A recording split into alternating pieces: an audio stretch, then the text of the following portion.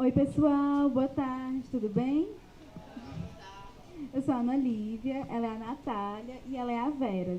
Hoje nós viemos aqui falar um pouquinho sobre educação financeira para vocês. E como a professora falou, é um tema que parece ser bem simples, mas no fundo não é.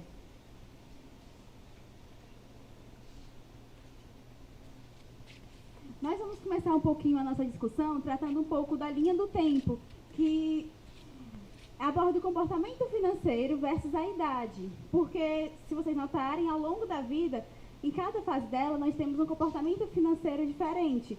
Por isso que trouxemos aí a faixa etária da infância, juventude, fase adulta, velhice.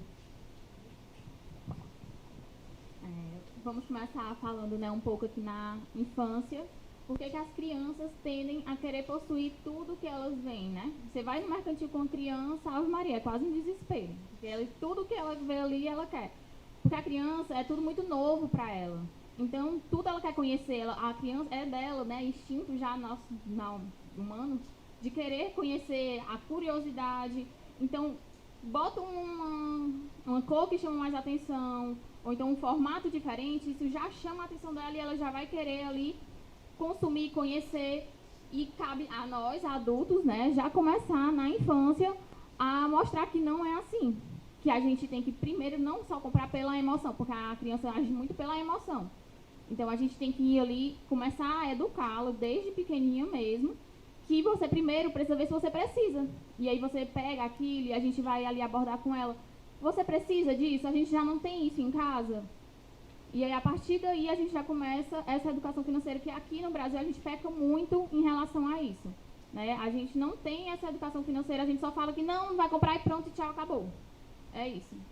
E não tem aquela conversa, aquele diálogo para que ela entenda realmente o porquê e como é que deve ser realmente, de fato, esse processo de uma compra, né, de um objeto ou de um serviço que ela queira.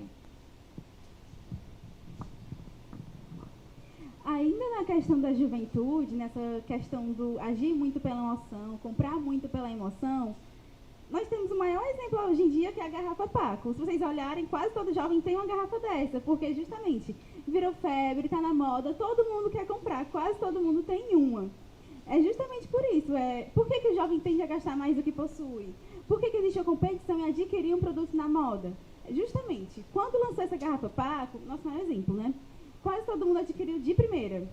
E nessa questão de querer gastar mais do que possui, muitos, no primeiro estágio, ganhando mesada ainda, tendem realmente a querer gastar mais do que possuem, justamente querendo comprar esses itens da moda, quando na realidade, na falta de educação financeira que não adquiriram na infância, acabam adquirindo dívidas já, começando com cartão de crédito.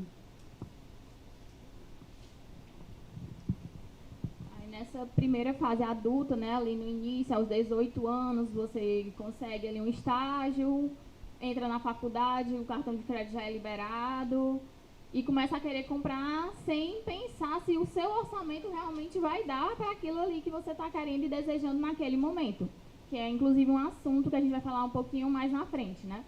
Então, por que o adulto ele tende a refletir as emoções na compra? Isso é um adulto que já está mais amadurecido, né? Por quê? Porque ele já passou, provavelmente, por uma situação difícil e ele viu que se ele continuar agindo daquela forma, ele vai se endividar. E não vai ter ninguém para socorrer, não vai ter pai, mãe para estar ali socorrendo, né? Então, o adulto, ele começa a pensar de uma forma mais racional, começa, ou deve, pelo menos, né, começar a fazer um planejamento e ver o que ele realmente necessita, né? Começar a entender as emoções dele para que ele consiga, dessa forma, dominar as emoções, dominar os desejos e conseguir planejar o consumo dele consciente. Pronto, já entrando nessa questão de conseguir começar a planejar um consumo consciente, nós entramos na fase da velhice, que a pessoa já passou por muita coisa, já conquistou muita coisa, já perdeu o interesse em conquistar muita coisa. E é justamente nessa fase que a pessoa tende realmente a poupar mais do que gasta, com questão de aposentadoria e tudo isso, né? Mas o que nós trouxemos aqui foram só questionamentos que nós iremos responder ao longo da apresentação. Nessa linha do tempo, nós começamos a abordar a nossa relação com o dinheiro. E justamente após isso, eu vou passar a palavra para a Vera, onde ela vai abordar de fato a relação com o dinheiro. Boa tarde, pessoal. Então, como a Ana Lívia disse, desde muito cedo, né, a gente tem essa relação de estar usando o dinheiro de forma adequada ou não. Então, dessa forma, o que é que nós devemos fazer? Usar, né, esse benefício ao nosso favor. Então, assim, o relacionamento com nós, assim, o consumo excessivo, né, que com o passar do tempo, ele vem. A gente até tirou assim de umas estatísticas, né, do próprio caderno de finanças do Banco do Brasil, que é o que a gente tirou aqui na nossa pesquisa, que entre assim, de 4 a 3 famílias, 3 estavam assim, com o rendimento comprometido, né? Então, assim, deve-se ao fato de que, será que é porque na escola não teve, né, essa educação financeira, ou em casa? Então, esse comportamento de você não ter esse interesse, né, de ter um planejamento, acontece que o quê? Os brasileiros estão endividados. Outra estatística que nós tiramos também, que foi a do FIES, que deu um valor o quê? De 6,7 bilhões de endividamento, né? E no caso que do SPC, pessoas com, né, com essa inadimplência, entre 10 pessoas, 4 delas estavam endividadas, né? Então, essa relação que a gente tirou aqui do relacionamento da gente com o dinheiro, aí o que eu coloquei aqui para vocês, né? Eduque-se financeiramente. Não é porque lidamos com o dinheiro desde pequeno que não precisamos dedicar tempo a isso. Então, assim, é comum achar que sabemos mais sobre o uso do dinheiro do que realmente sabemos. Então, eu coloquei alguns pontos aqui retirados também desse caderno financeiro. Qual o primeiro passo, né, dos sonhos e projetos que vocês devem, né, estar colocando em pauta para poder conseguir ter esse planejamento? Que é o quê? O primeiro passo. Saber exatamente aonde você quer chegar, né? E o segundo passo é estabelecer metas claras e objetivas para o seu projeto. O terceiro passo é internalizar a visão de futuro trazida pela perspectiva de realização do projeto. No quarto passo, estabelecer etapas intermediárias. E no quinto passo, comemorar as etapas intermediárias da caminhada. Então, eu também coloquei outro ponto aí, são as escolhas. Assim, a gente é normalmente bombardeado, né, pela mídia, pro consumo, né, você pela TV, em qualquer aspecto que a gente está olhando, a gente é bombardeado.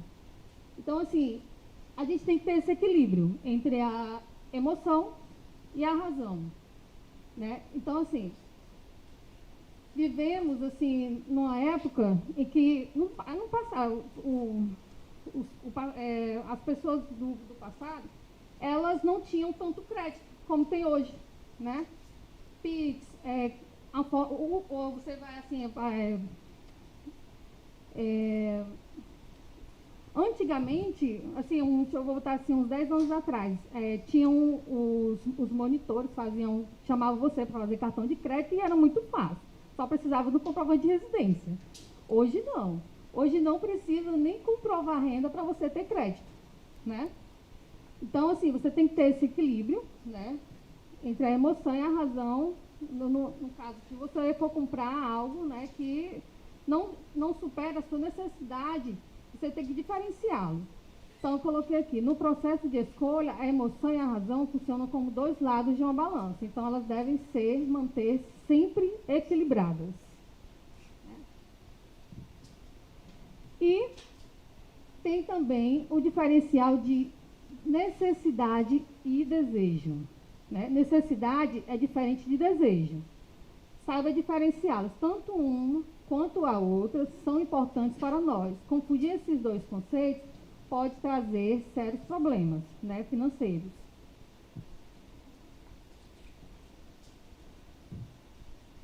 Eu vou passar aqui para a Ana Lívia, ela vai falar sobre o orçamento pessoal e familiar.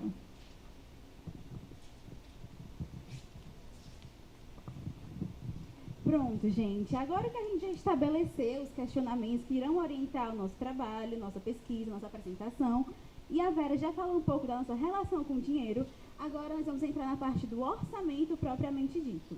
Antes de tudo, a gente precisa conceituar, né? Porque muita gente sabe que é um orçamento, mas não sabe qual é o objetivo dele. Através do conceito, estabelecemos o objetivo. Ele nada mais é que um planejamento que permite o conhecimento, a administração e o equilíbrio das nossas receitas e despesas. E possibilita traçar metas e objetivos de curto ou longo prazo. Através dele, nós conseguimos fazer só isso, né? Mas o que muita gente não sabe é a real importância dele. O orçamento ele é importante porque, como eu já falei, permite fazer planejamento financeiro, conhecer e ter domínio da realidade financeira. Eu estava pesquisando, né, e percebi que quando nós vamos fazer um orçamento, nós partimos por base do orçamento passado, o que restou do nosso período passado, porque ao fazer, nós estabelecemos um período, geralmente é de um mês, de um ano, um trimestre ou semestre, que é o mais comum nas empresas, né? E para estabelecer o orçamento do período, nós partimos por base do orçamento do período passado, que é justamente o que vai nos guiar no próximo, o que fazer diferente, o que repetir. E nessa questão de conhecer e ter o domínio da realidade financeira, nós conseguimos definir prioridades, administrar imprevistos e definir metas e projetos. Pronto. Agora, falando da elaboração do orçamento, nós temos que partir de uma premissa base, que é o quê? Para formarmos uma poupança, nós precisamos ter uma receita maior que a despesa. Porque, do contrário, nós vamos ter um saldo negativo, um saldo deficitário. Por isso que é importante, né? Do contrário, teremos a dívida. Pronto. Isso aqui nós vamos abordar um pouco mais à frente, mas a questão de investirmos a nossa poupança, o nosso superávit, para que nos renda mais frutos no futuro.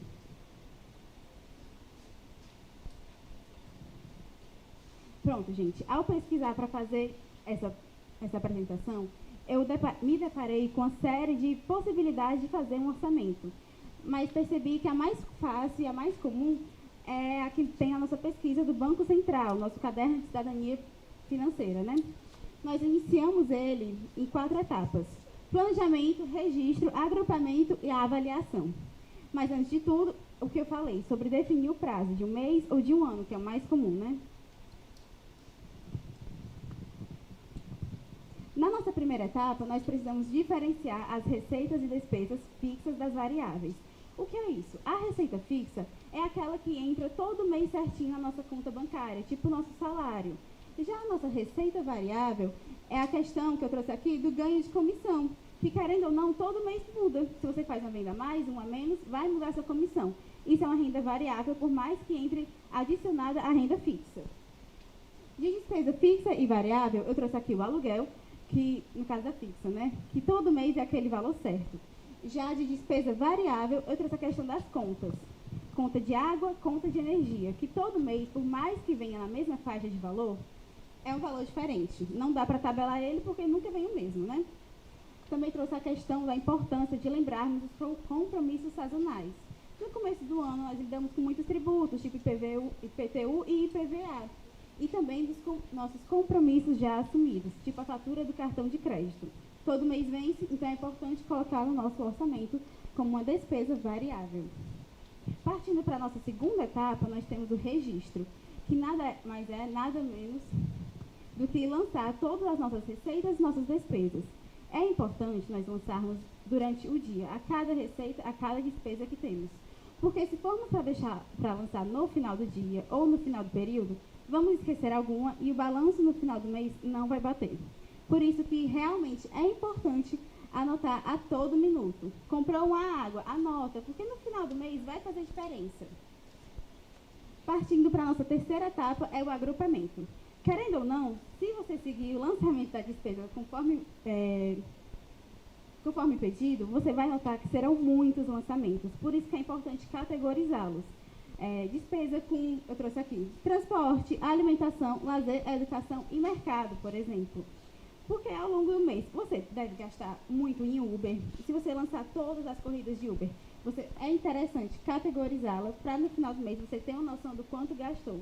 Porque como na quarta etapa eu vou falar, é importante a avaliação. É sentar no final do mês e estudar. Poxa, o resultado deu positivo. O que é que eu fiz de legal nesse mês que eu posso repetir no próximo, para aumentar essa poupança. Diferente é quando dá negativo. O que eu fiz de errado esse mês, que eu tenho que corrigir no próximo para melhorar meu orçamento? Vou falar disso em breve. Pronto, é nessa questão do orçamento quando dá positivo, quando dá negativo. É onde nós entramos na questão da gestão orçamentária. Como eu trouxe anteriormente, a nossa premissa base é o quê? Receitas maiores que as despesas. E a partir disso, nós sabemos que a premissa quase nunca é cumprida. Então, nós conseguimos abordar o quê? Temos resultado de 3 orçamentos: superavitário, neutro e deficitário. O superavitário é quando a nossa premissa é alcançada, quando a receita é maior que a despesa. Já o neutro é bem óbvio, né? Receita igual a despesa. É particularmente difícil conseguir isso, né? O equilíbrio dá um saldo zero no final do mês. Já o deficitário, ele acontece muito, como a Vera falou, 3 a cada 4 famílias, 75%, né? Se encontra em um orçamento deficitário, quando a despesa é maior que a receita, nos gerando um saldo negativo, uma dívida no final do mês. Como eu disse, o ponto de partida é o orçamento deficitário, neutro ou equilibrado, não importando qual nós partimos, né? Ao longo do mês, se fizermos o controle legal, tudo bem bonitinho, é possível sim, no final do mês, nós atingirmos a premissa da receita maior que a despesa. Independente da situação que a pessoa sair, deficitário, neutro ou equilibrado, é possível sim, no final do mês, se encontrar um resultado superavitário. Pronto, essa questão da família no orçamento, ela traz muito problema, como a Vera falou, né? 75% das famílias. O que acontece? Na família brasileira, muitas vezes, só uma pessoa é a provedora financeira, né? E ela precisa limitar um orçamento para a família dela, só que muitas vezes não consegue. Porque eu estava analisando, até como a Natália falou, né? Tem uma filha e tudo, vai no mercado, quer comprar tudo. Em uma família, a gente lida com várias personalidades, principalmente quando estamos com dinheiro na mão, né? É muito fácil, tem gente que é mais contida, tem gente que não é tanto. E a pessoa que não é tão contida, ela vai gastar o que tiver na mão, ela vai gastar tudo. Por isso que é importante entender a abordagem certa para colocar um limite orçamentário na família. Não é simplesmente impor limite, porque ao impor limite a gente vai de encontro, vai de resistência à família. Muitas vezes a gente tende a lidar com a negação e trazer confusão de fato, né? Mas quando a gente já tenta buscar os limites, a gente se depara o quê? Com a harmonia familiar, a união, e de fato fica mais fácil de alcançar o orçamento definido, porque ele vai ser melhor executado e todo mundo vai trabalhar em prol do mesmo resultado no final do mês.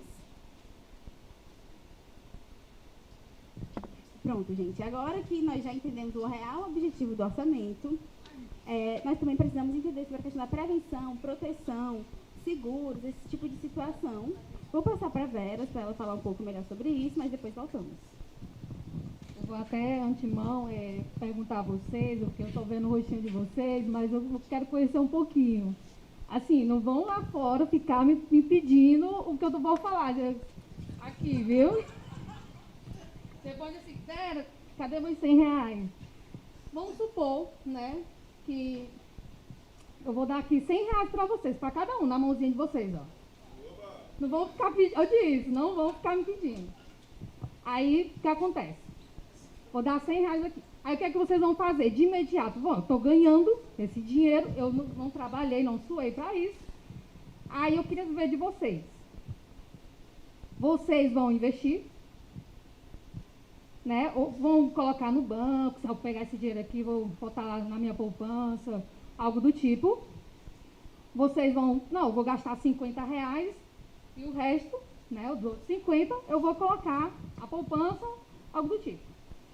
Não, eu ganhei, então nem eu vou gastar ali todinho, né, e vou comer ali uma pizza ali no Habib's, ou então ali ganhei não. Ali no McDonald's, porque eu não costumo, né, comer esse fast food. Né? Vou gastar tudo, vou chamar a minha turma e vou assim, ó, eu que pago a conta hoje, né? Então, assim, vocês então estão assim, em que parte? No primeiro, no segundo ou no terceiro? Quero que vocês levantem a mão. Vocês estão no primeiro? Quem está no primeiro? Eu estou começando a achar, viu, Ana Lívia e Natália, que a gente está no lugar certo. Pronto. Quem está no segundo aqui? Olha ali, 1, 2, 3, 4, 5, 6. Vixe. Quem está no terceiro? Ninguém. Ninguém vai gastar tudo. Perfeito. Pronto. Um ali para, né? Tudo tem uma exceção. Tem um aqui, ó. Então, vamos lá, né? Vamos começar aqui com a prevenção e proteção. Eu também estou achando que tem pessoas que não quiseram, né, se pronunciar.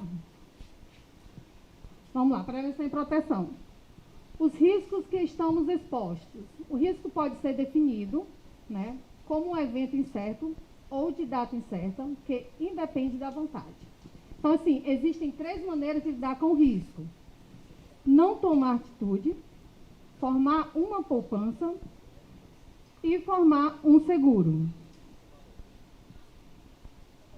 Então, assim, os riscos que estamos expostos. Ao optar por não tomar uma atitude preventiva, você estará assumindo os riscos de ocorrência de uma situação inesperada, que, caso aconteça, poderá perturbar o seu equilíbrio econômico e financeiro. Então, assim, obviamente, se nada acontecer, essa é a escolha de menor gasto financeiro. Então, assim, o grande problema dessa escolha é que não adivinhamos o futuro e eventos inesperados ocorrem com alguma, no caso, frequência, né? Passei para mim, por favor.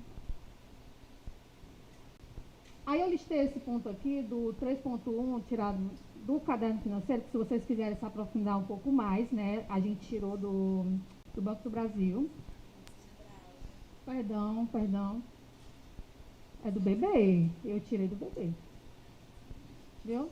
Então, assim, os riscos que estamos expostos.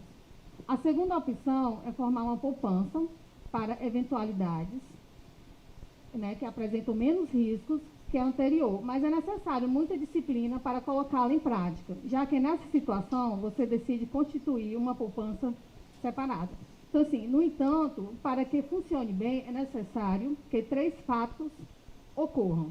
Você não pode cair na tentação de utilizar os recursos para o consumo. Também, você tem de contar com a sorte de que não aconteça nada enquanto você está formando, né, a sua poupança. E que não ocorra eventos que custem mais do que o valor separado por você para essas eventualidades. Então, continuando aqui com os riscos que estamos expostos. A terceira alternativa é contratar um seguro. Note que, ao fazer essa escolha, você tem de ter um seguro específico contratado para cada eventualidade, risco. Por exemplo, o seguro para automóvel, seguro de vida, seguro de saúde, seguro residencial e assim por diante. Agora vamos para a proteção e prevenção de riscos. Agindo preventivamente, podemos reduzir os riscos a que estamos expostos, tomando o quê? Medidas de redução de riscos. Então, assim, ela consiste em tomar atitudes, né, que coíbam dificuldades ou minimizem as chances de que um evento indesejado ocorra. 3.3, por favor. No caso aí, agora, a contratação de seguros. O que é a contratação de seguros? É um contrato pelo qual uma das partes se obriga, mediante cobrança de prêmio, a indenizar a outra pela ocorrência de determinados eventos ou por eventos prejuízos previstos nas condições contratuais. E para a contratação de seguros, que a gente precisa, quais são os elementos, né, do contrato de um seguro? São o quê? Os riscos, segurado, segurador, o prêmio e a indenização. Eu vou falar cada um deles. Os riscos, evento aleatório, segurado, pessoa interessada no bem exposto ao risco. O segurador é a instituição que assume a responsabilidade pelos pagamentos, né, da indenização. O prêmio, o pagamento efetuado pelo segurado ao segurador, custo de seguro. E a indenização, que é o pagamento dos prejuízos decorrentes de um sinistro coberto.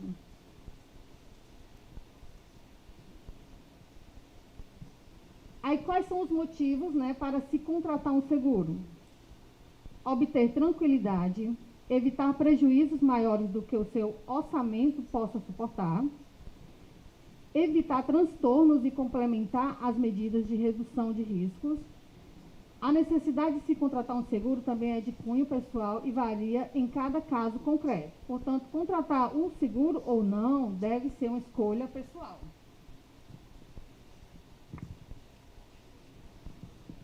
Cuidados ao se contratar um seguro. São 3 pontos que eu coloquei aqui para vocês. Compare os preços, né? O seguro é um produto como qualquer outro. Então, assim, no entanto, tome cuidado de comparar produtos iguais, com as mesmas características, como a cobertura e o valor do prêmio do seguro. Leia atentamente o seguro, né, o contrato, prestando atenção às cláusulas referentes à garantia e aos riscos excluídos da cobertura do seguro. Isso acontece muito, né? As pessoas não leem o contrato e acabam se ferrando. Cuidado ao se contratar um seguro. Não minta e nem omita informações solicitadas quando o contrato exigir declarações. Essas informações devem ser verdadeiras para que você tenha a segurança de que receberá a indenização nos casos previstos do contrato. Consulte a SUSEP. Lá você vai encontrar as informações valiosas para realizar uma boa contratação de seguros.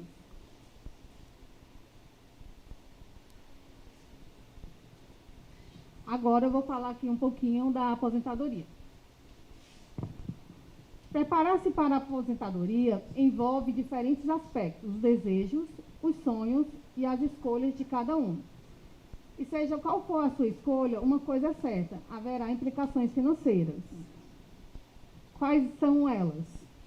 Fatores que afetam, no caso, a aposentadoria: incerteza do futuro e aumento da expectativa de vida. Aumento do custo de vida e a concretização de sonhos. Quanto antes você começar a investir em sua aposentadoria, menor será o aporte necessário para concretizar os seus sonhos. Então, assim, essas opções financeiras para a aposentadoria, a previdência no caso social, que abrange os servidores públicos, e a previdência do regime geral da previdência social, e a previdência privada, né, que abrange as entidades abertas e fechadas de previdência complementar.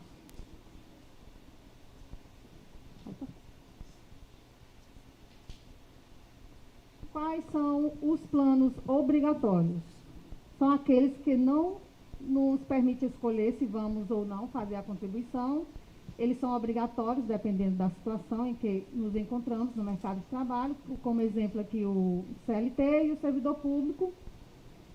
Eu botei ali do lado uma observação, que é uma pessoa, né, que trabalha em uma empresa privada com carteira assinada, obrigatoriamente ela está inscrita na RGPS, né, no caso que é administrado pelo INSS, e a empresa é obrigada a recolher as contribuições, parte do empregado e parte patronal, diretamente para o INSS. Agora eu vou falar sobre os planos complementares. Eles vão complementar a aposentadoria. No caso aqui, a previdência complementar, ela fechada, as EPS, são aquelas patrocinadas por empresas privadas ou associações que, por meio do vínculo empregatício ou mesmo associados, oferecem aos seus empregados os respectivos planos de complementação de aposentadoria.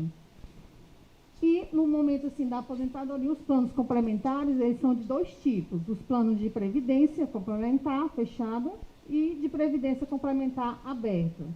Aqui, no caso, respondendo a esse lado aqui, que a previdência complementar aberta, as entidades abertas da previdência complementar são entidades constituídas sob a forma de sociedade anônima e estão autorizadas a instituir planos de previdência complementar aberta que podem ser comercializados por bancos, corretores, seguradoras e outras instituições.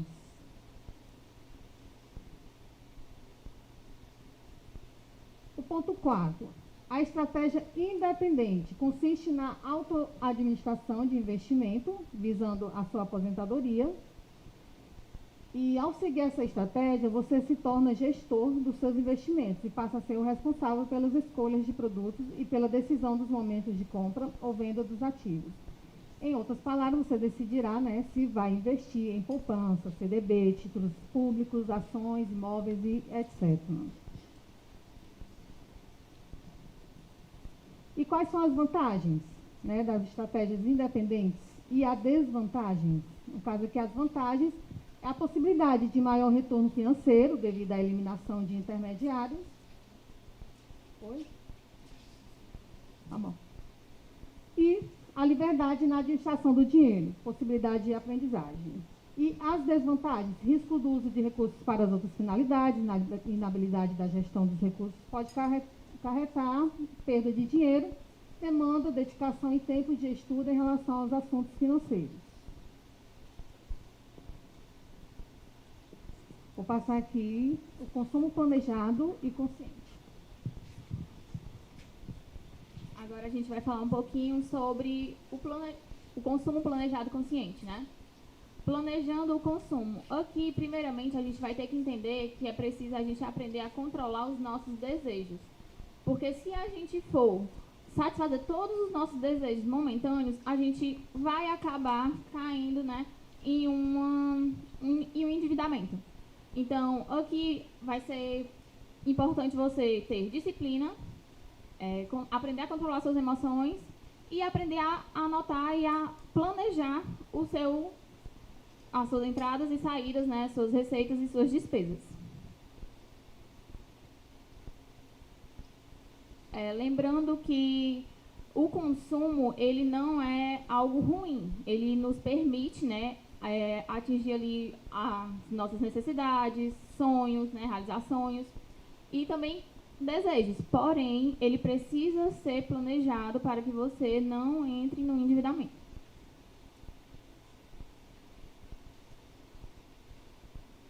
Então, você vai precisar entender o que é mais relevante não só para você, mas também para a sua família naquele momento, o que é a sua prioridade naquele momento. E a partir dali você vai ver o que é que você vai deixar para comprar depois, né? E o que é que realmente é necessário você comprar naquele momento da sua vida, que você está vivendo de acordo com a realidade da sua família.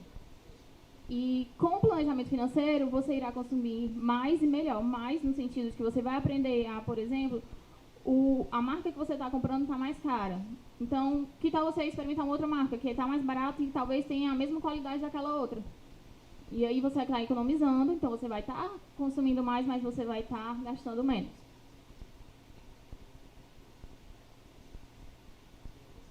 Aqui a gente trouxe algumas vantagens de planejar o consumo, né? Controlar o endividamento pessoal, auxiliar na preservação do patrimônio, eliminar gastos desnecessários, utilizar os juros a seu favor e maximizar os recursos disponíveis.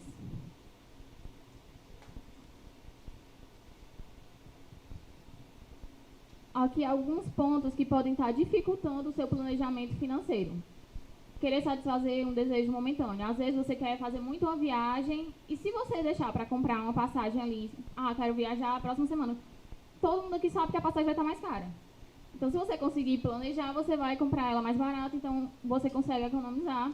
Se você não resolver realizar todos os seus desejos na hora, né? Se você conseguir controlar um pouquinho, esperar e buscar conhecimento financeiro, né? Para poder aproveitar as oportunidades do mercado financeiro e aproveitar os juros, né, ao seu favor. Algumas estratégias eu vou pontuar aqui, que acho que a maioria aqui já deve estar conhecendo. Utilizar diferentes tamanhos de letra, né, que os supermercados geralmente usam para para eles conseguirem destacar o produto que eles querem. Terminações de preços com 99. Utilizar pequenas unidades de tempo para convencer o consumidor, né? Nesse caso é quando ele fala, mas vai sair só a R$ 3,99 por dia. E aí você, só R$ 3,99, tá tranquilo, eu consigo. Mas se você for ver no final do mês quanto vai dar, talvez aquilo ali pode acabar pesando no seu orçamento.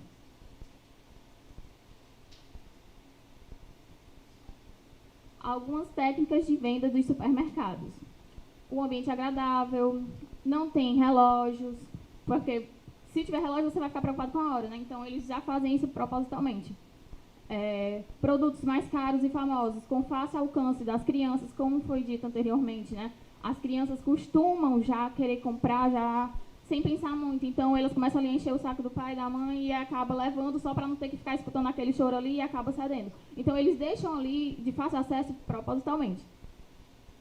Promoção de produtos próximos ao vencimento, produtos associados, macarrão perto ali do molho de tomate, né? Você ia comprar só o macarrão para fazer ali as suas quentinhas da semana e aí você vê o molho de tomate, não, vou levar também para fazer logo a minha macarronada do final de semana também. Então eles deixam esses produtos que podem ser utilizados juntos, propositalmente perto, para que você acabe consumindo mais. E algumas dicas, né, para você conseguir poupar.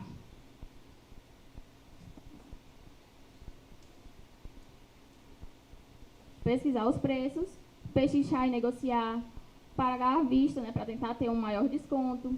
Não olhar só para o valor da parcela, né, ver o valor final do que você está comprando. Não demonstrar tanto interesse, porque aí o vendedor não vai lhe dar tanto desconto.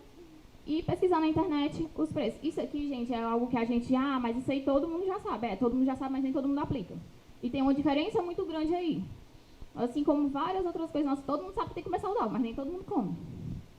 Então, assim, é coisa que, isso aí a gente já sabe. Mas vocês estão aplicando? Porque não adianta nada você saber e você não aplicar.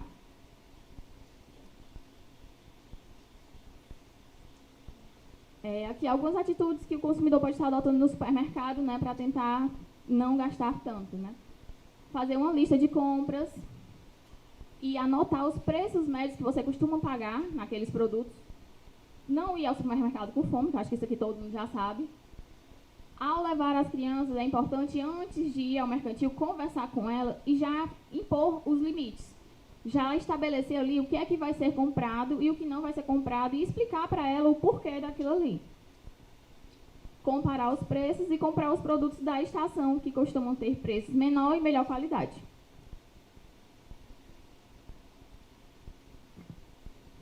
Experimentar outras marcas, como eu falei, às vezes a marca que você costuma comprar está mais cara, por que não experimentar uma outra que pode ter qualidade parecida, né, e com menor custo?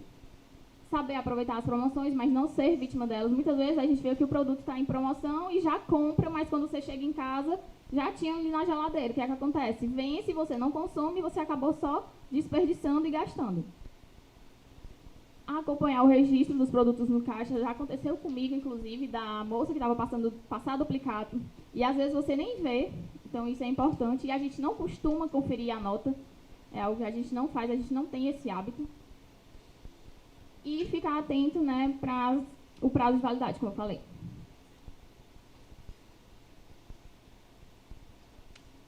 Consumo consciente. Nos últimos anos, né, a preocupação com o meio ambiente tem aumentado bastante e isso está ligado também à educação financeira. Porque você, a partir do momento que você já aprende que você não pode estar desperdiçando, você compra menos produtos porque você sabe que não vai precisar daquele tanto de produto, você já está ajudando o meio ambiente, evitando o desperdício. Então, assim, as nossas decisões, né, elas podem sim impactar o meio ambiente e toda a sociedade, não só a nós. Lembrar que as nossas atitudes, muitas vezes, ela impacta também a vida de toda a sociedade.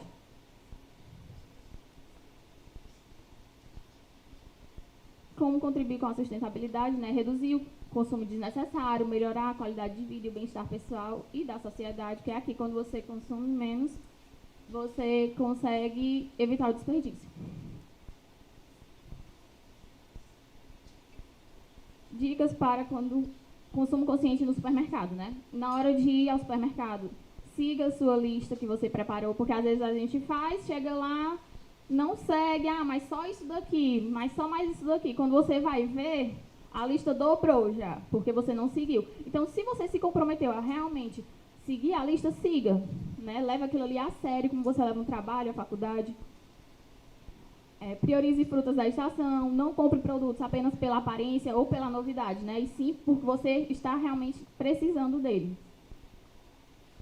E usar sacolas ecológicas, né? Que eu acho que muita gente já tem adotado essa prática.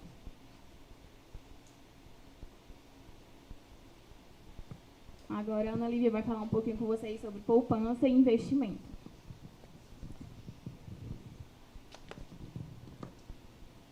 Olha, gente, sinceramente, eu acho que esse era o tópico que vocês estavam mais esperando, sobre investimento. Só que, antes de entender mais sobre investimento, a gente precisa primeiro entender o porquê de poupar, né? Por quê? A poupança, ela vem realmente daquela premissa que eu trouxe um pouco antes, das receitas superarem as despesas, porque aquele saldo que nós adquirimos no final do mês, aquele montante, a gente pode aplicar ele em tanto canto, que eu vou mostrar um pouquinho aqui para vocês. Mas precisamos entender que, ao poupar, nós podemos fazer o quê? Aumentar nossa qualidade de vida no futuro. Porque ao investir, óbvio que se for uma taxa bem legal, aquele montante vai ser absurdo no final de um período de 1 ou 2 anos, né? Por que que a gente precisa poupar? Diversos são os motivos, mas eu trouxe aqui alguns para vocês. Ó. Nos precavermos de situações inesperadas, preparar a aposentadoria e realizar sonhos, por exemplo, né? Agora, mais uma vez o que eu falei, ó. A importância da gente seguir a premissa base é justamente poder poupar e poder investir. Porque ao gerarmos aquele montante no final do mês, nós poderemos aplicar ele futuramente em algumas situações.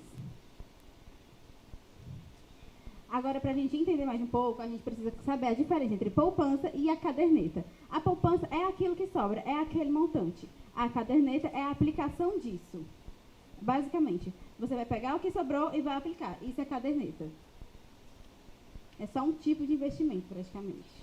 Mais uma vez, poupança é a diferença entre receitas e despesas, e o investimento é onde a gente aplica aquele montante.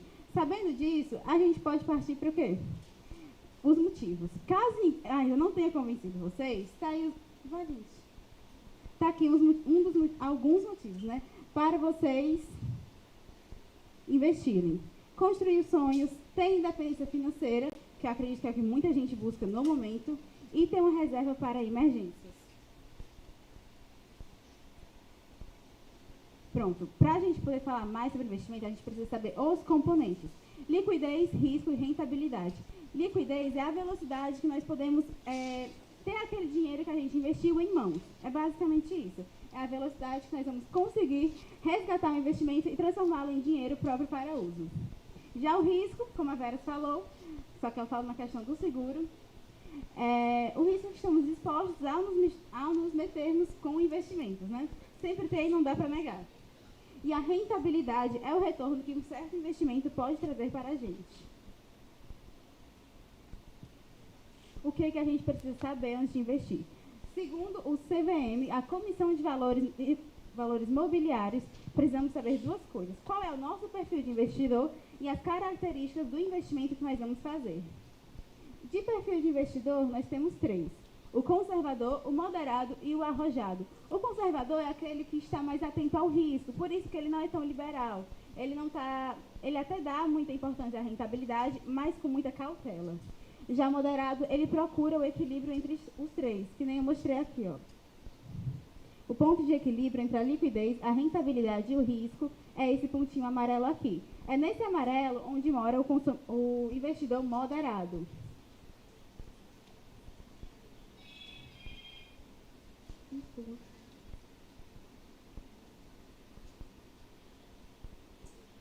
Pronto.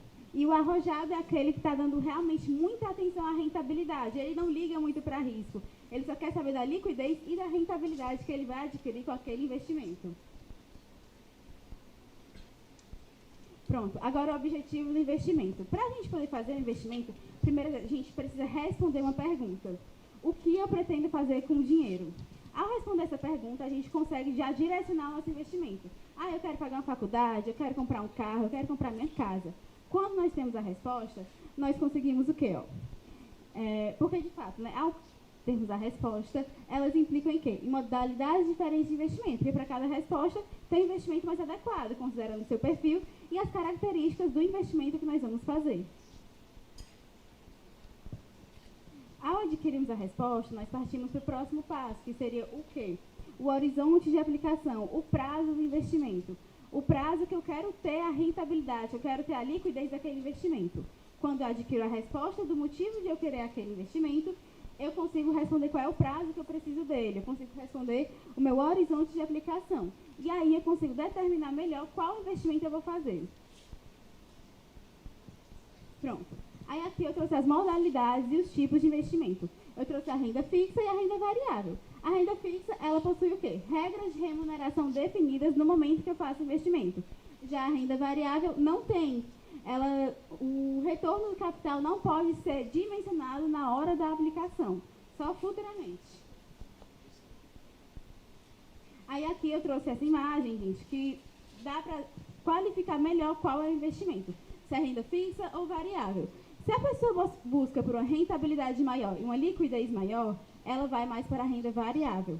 Já se ela busca baixo risco, rentabilidade previsível e uma alta segurança, para ela, de fato, é melhor a renda fixa.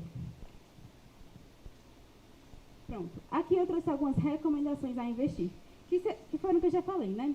Saber o meu perfil de investidor, o tipo de investimento que eu quero fazer, que de tempos em tempos é importante reavaliar se aquele investimento ainda é coerente para a minha realidade de vida, se ainda faz sentido para mim, porque, querendo ou não, de tempos em tempos isso muda, né? Se manter permanentemente informado e diversificar os investimentos, diversificar o portfólio de investimentos, porque algum pode ter uma alta muito grande no mercado num dia, como pode ter uma baixa. Eu também trouxe mais recomendações, porque, de fato, todo conhecimento é pouco. Ter o hábito de poupar, como a Natália já falou, como a Vera falou, como estamos tratando na apresentação, ter o hábito de poupar é importante ao investir, porque se tiver uma baixa no mercado, precisamos ter um montante salvo. Escolher os investimentos com critério, ser bem crítico, saber se aquilo é conveniente para a minha realidade de vida, saber se aquilo é o que eu preciso naquele momento, se aquilo vai me dar os frutos que eu pretendo ter. O conhece-te a ti mesmo, a questão do perfil do investidor, cada um se conhecer, se é moderado, conservador ou arrojado. Ler os prospectos das aplicações financeiras, no caso as características, como eu disse, né? Pronto, só que aí, na questão do investimento, nós podemos entrar tanto na questão das dívidas, se tiver uma baixa no mercado, não é não? Natália? E agora a gente vai falar brevemente sobre o uso do crédito e a administração das dívidas, né? O crédito ele é praticamente o que o banco ou uma instituição financeira disponibiliza para você realizar, né, ali a compra de um produto ou serviço que você esteja querendo no momento. Então, ele antecipa o seu consumo, mas vale lembrar que esse antecipamento tem um custo. Então, os bancos, eles cobram juros por isso, né? Então, por isso que você deve primeiro pensar se realmente vale a pena você usar o crédito, porque vai ter juros ali, mesmo que você ache que não tenha, todo cartão tem taxa, né? Então, ele vai gerar, querendo ou não, mais uma despesa para você. Os juros compostos, que é conhecido, né, mais popularmente como juros sobre juros, e os juros simples, que são pagos somente sobre o capital principal.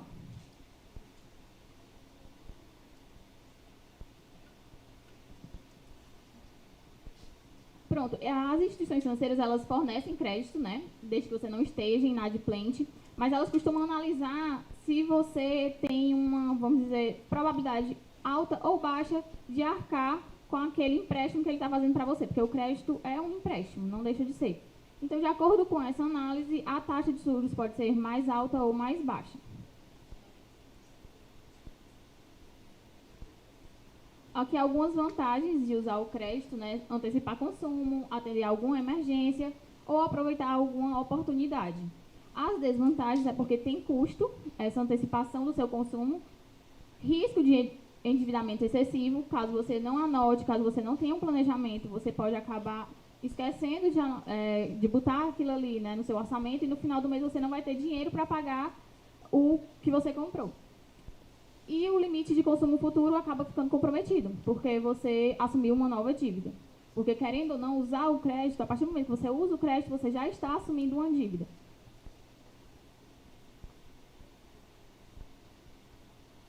Aqui, como eu falei, né, toda vez que consumimos algo e não pagamos no exato momento, a gente já está assumindo uma dívida. Daí a importância de controlar de perto os gastos, principalmente os a prazos, né? Porque senão você pode acumular, vai passando, não anotou, vou passar esse Uber, vou pedir um iFood hoje, no final você não tem esse controle, no final do mês você era para ter gastado 200 de Uber, você gastou 300. E aí, como é que você vai fazer? Né? Já vai ficar com uma dívida e correndo juros. Algumas origens da dívida: despesas sazonais, um marketing sedutor, quando você se deixa levar, né, pelo marketing da empresa, orçamento deficitário, quando você acaba gastando mais do que o que você ganha, e quando você tem uma diminuição da sua renda, mas você não diminui os seus gastos, né? Você continua querendo manter o mesmo patamar que você tinha antes, e aí isso acaba gerando endividamento.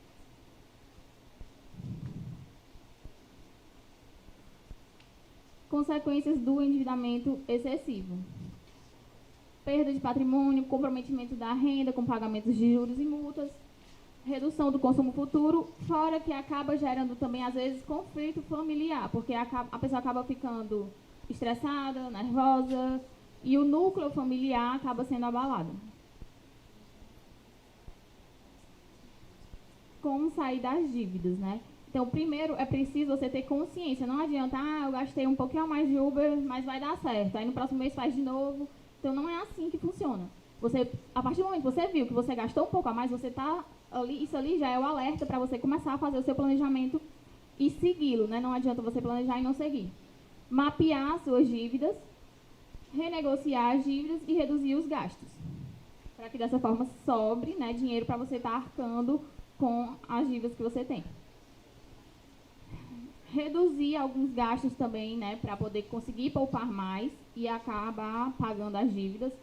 Então, tem os gastos necessários, os supérfluos e os desperdícios. Os desperdícios você precisa eliminar por completo. O supérfluo, ou ele tem que ser reduzido, ou, se possível, eliminá-lo também. E o necessário, você tem que procurar alternativas para conseguir ainda otimizar mais ele. Como eu falei anteriormente, comprar de uma marca mais barata, ver se realmente você precisa daquilo. Algumas dicas, né? Dê atenção aos juros. O crédito possui vantagens e desvantagens, como a gente falou anteriormente. Não perca o controle das suas contas. Então, faça um orçamento, faça um planejamento. E se já estiver excessivamente endividado, não fique parado, né? Comece a agir, comece mesmo. Mas eu não tenho dinheiro para pagar as 2 contas que eu estou devendo. Comece pagando uma. Depois você vê como é que vai pagar. Agora não, só vou pagar quando eu tiver dinheiro para pagar as 2. Aí só vai rolar mais juros e você vai continuar endividado. E aqui a gente fez um QR Code disponibilizando para vocês uma planilha financeira no Excel que pode estar ajudando vocês a começarem, né, a organizar a vida financeira de vocês.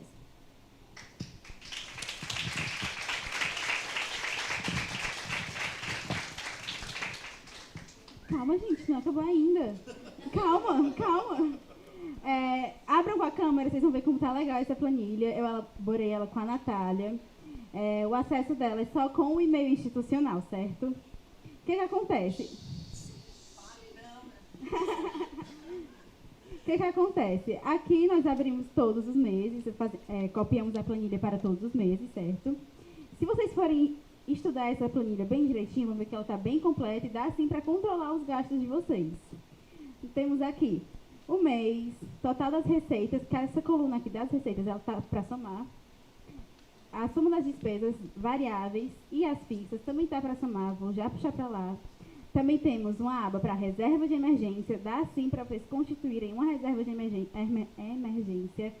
Ao analisarem todo mês, fazendo o balanço certinho, dá sim para constituir uma reserva de emergência e ainda dá para vocês calcularem o saldo do mês e copiar para o próximo mês.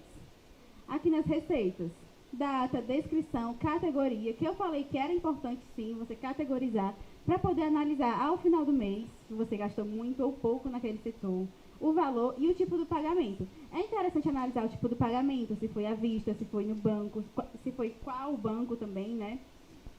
Se foi no crédito, se foi no débito, anotar tudo isso. Já que na aba das despesas, nós separamos também nas fixas e nas variáveis, porque como eu falei, de fato é importante você analisar, porque as fixas é aquela história, aluguel. Despesa variável, aqui se enquadra mais aquela questão que eu falei da conta d'água, que todo mês vem naquela faixa de valor, mas não vem o valor certo. Também entra aquela questão de um lazer extra, um presente. O que mais a gente tinha usado de exemplo? Remédio, questão de emergência de hospital, tudo isso entra nessa questão de despesas variáveis. Vocês podem sim aumentar as linhas e seguimos a mesma proposta da receita de janeiro, que é copiar o quê? Descrição, categoria, valor, tipo e se foi pago. Se é uma obrigação, você tem que sinalizar se foi pago ou não, para deixar para o próximo período. Como eu falei, o período mais comum é de um mês ou de um ano. Por isso que aqui separamos em meses. Separamos o período desse ano, então ainda dá tempo para vocês começarem a usar isso e controlarem as finanças de vocês, gente. Por favor. Por favor, ainda dá tempo.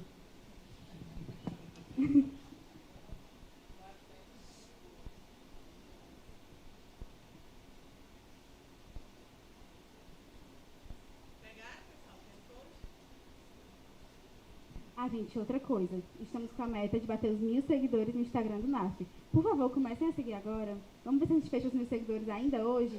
Nossa meta da Semana da Contabilidade. Prontinho, gente. Espero muito que vocês tenham gostado.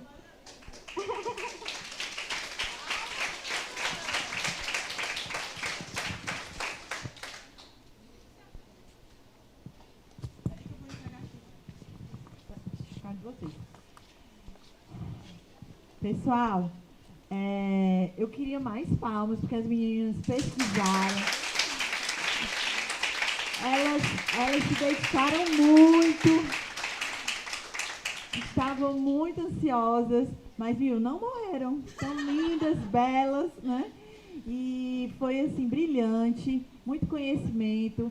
Eu queria destacar a fonte de pesquisa delas, né, no site do Banco Central e também no Banco do Brasil. Tem muita dica e ficou alerta. Pode parecer que nós que somos do curso de Ciências Contábeis, a gente domina isso, mas quando a gente olha para o orçamento pessoal, eu posso ser uma profissional perfeita dentro da minha empresa, mas quando dentro de casa eu não aplico.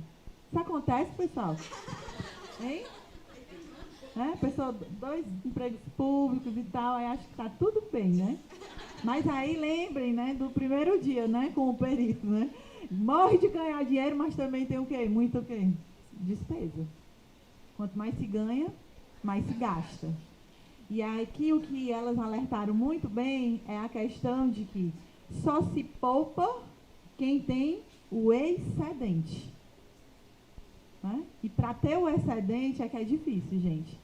Então vamos criar o hábito. Essa dica foi maravilhosa do QR Code que elas colocaram aqui para vocês fazerem esse download da planilha. E a gente começa no mês, aí no outro mês esquece, mas é o hábito.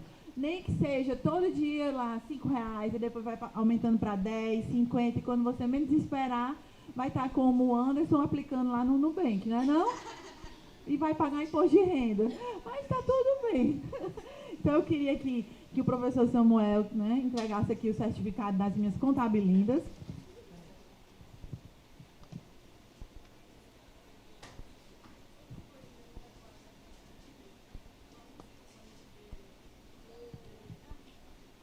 Como é, Anderson? Qual a dúvida? Tu não está conseguindo fazer o download? E aí, meninos? E também a gente pode enviar pelo e-mail do pessoal que estava aqui, né? Cadastrado, inscrito, melhor dizendo. Tá certo? Pronto. Não, é muito importante, gente. Ficou bacana aqui o trabalho de vocês. Vá para lá, Livinha, para receber aqui seu certificado da mão do nosso coordenador. Para Veras. Parabéns, palmas!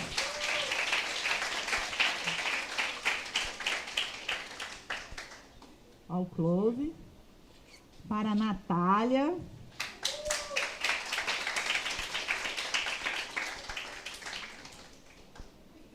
E para a Ana Lívia.